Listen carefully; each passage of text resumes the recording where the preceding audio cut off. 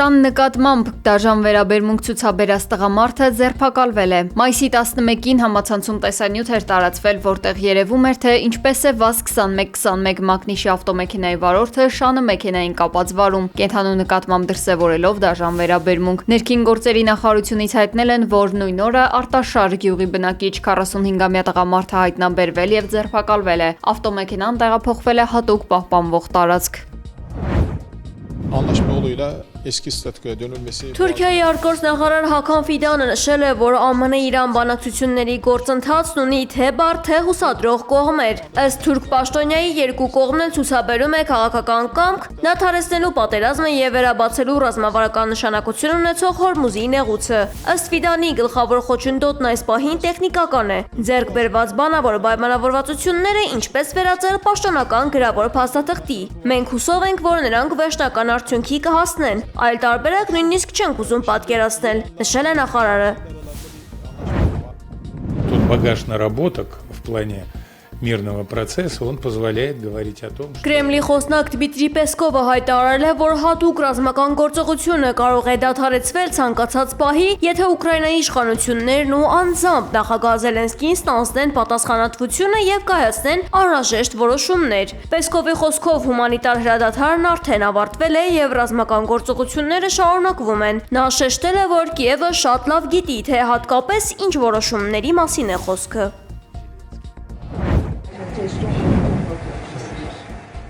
ԱՄՆ նախագահ Դոնալդ Թրամփը պաշտոնական այցով մայիսի 13-ից 15 կմեկնի Պեկին հանդիպելու Չինաստանի առաջնորդ Սի Ցզինփինի հետ։ Հանդիպումն անցնելու է բավականին լարված մթնոլորտում։ Թրամփը կմասնակցի պաշտոնական ընդունելությանը, փակ բանակցություններ կվարի նախագահի հետ եւ կայցելի երկնքի տաճար, կմասնակցի պետական ընթրիքին։ Իրանը լինելու է քննարկումների առանցքային թեման։ Վաշինգտոնը Պեկինից ակնկալում է ավելի կոշտ ճնշում Թեհրանի նկատմամբ, հատկապես Հորմուզի նեղուցի վերաբացման հարցում։ Մինչդեռ Չինաստանը լինելով իրանական նավթի խոշորագույն գնորդներից մեկը խուսափում է կտրուկ քայլերից եւ կենտրոնացած է միայն հրադադարի միջնորդության վրա։ Փորձագետները դրական մեծ արդյունք չեն խոսացել հանդիպումից։ Շատերի կարծիքով Չինաստանը հաշվի առնելով ԱՄՆ-ում մոտեցող միջանկյալ ընտրությունները հավանաբար կխուսափի լուրջ զիջումներից, սպասելով Վաշինգտոնում քաղաքական իրավիճակի հստակեցմանը։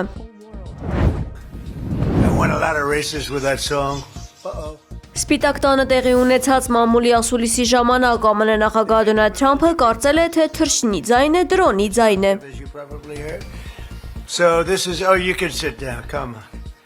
Ես կարծեցի, թե դա դրոն է։ Մեր օրերում դրանք տարբեր չափերի են լինում եւ կարող են շատ կործանարար լինել, ինչպես երևի լսել եք։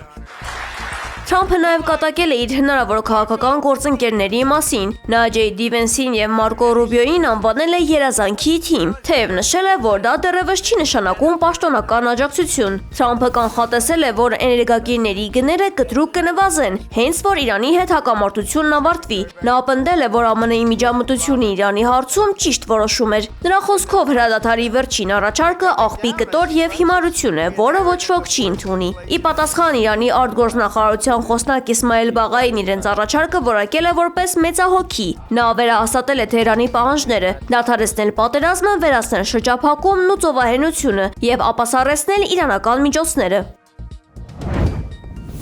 Միացյալ Թագավորության վարչապետ Քիր Սթարմերի հրաժարականն են պահանջում սեփական թիմակիցները։ Նախորդ շաբաթ տեղի ունեցած տեղական ընտրություններում լեյբորիստական կուսակցության կրած ջախջախիչ պարտությունից հետո իրավիճակը կտրուկսրվել է, երբ կառավարության կազմից դուրս է եկել կրոնի եւ համայնքների հարցերով նախարարը։ Իր հրաժարականի նամակում նա դիմել է Սթարմերին, նշելով, որ ոչ բրիտանական հանրությունը, ոչ էլ ինքնանձամբ չեն հավատում, որ գործող վարչապետը կարող է առաջնորդել այն փոփոխությունների ուղով, որը խոստացել էր։ Նախարարի քայլին զուգահեռ 70 լոյբորիստ падգամավոր պաշտոնական դիմում է ներկայացրել վարչապետին, պահանջելով անհապաղ լքել պաշտոնը։ Չնայած այս աննախադեպ ճնշմանը, Քիր Սթարմերը հայտարարել է, որ չի պատրաստվում հեռանալ եւ շարունակելու է կառավարել երկիրը։ Ըստ փորձագետների, այս ճգնաժամն ունի մի քանի խորքային պատճառ։ Իրենց խոստացած փոփոխությունների ձախողումը, կուսակցության ներքին պառակտումը, արտաքին քաղաքականությունը եւ Իրանի հարցը Մերձավոր Արևելքում լարվածության ֆոնին։ Իսպանիայի առողջապահության նախարարությունը պաշտոնապես հաստատել է երկրում հանտավիրուսով վարակման առաջին դեպքը։ Ըստ նախարարության տվյալների, պացիենտի թեստը, որը նախկինում տվել էր դրական արդյունք, վերջնական հետազոտությամբ հաստատվել է։ Առողջապահական մարմինները հայտնել են, որ զբոսաշրջային նավից տարհանված մյուս 13 անձի թեստավորման արդյունքները բացասական են եղել։ Նրանց մոտ վիրուսը դեռևս չի հայտնաբերվել։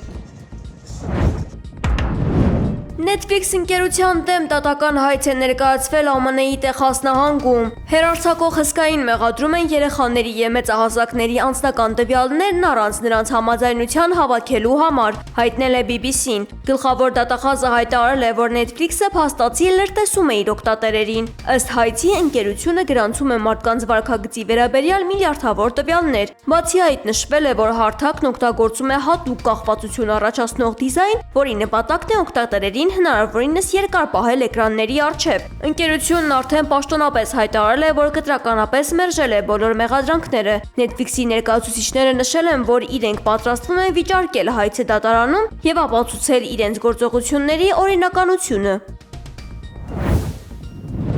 Չինական Unity Robotics-ը թողարկել է կառավարվող ռոբոտ տրանսֆորմեր, որն ընդունակ է տեղաշարժվել 2 և 4 վերջույթների վրա։ Այն կարելի է օգտագործել որպես քաղաքացիական տրանսպորտային միջոց։ Ռոբոտի քաշը մարդու հետ միասին կազմում է շուրջ 500 կիլոգրամ։ Ռոբոտ տրանսֆորմերի գինը սկսվում է 3.9 միլիոն չինական յուանից, որը մոտավորապես 574 000 ամերիկյան դոլար է։